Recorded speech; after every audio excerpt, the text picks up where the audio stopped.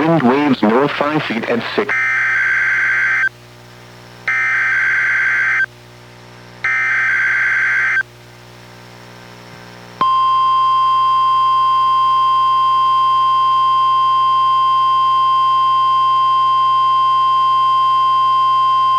This is the National Weather Service Office in Portland, Oregon.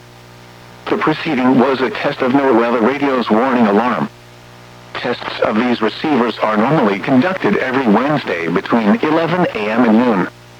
If there is a threat of severe weather on the day of the test, it will be postponed until the following week. This concludes this test. We now return to our regular programming.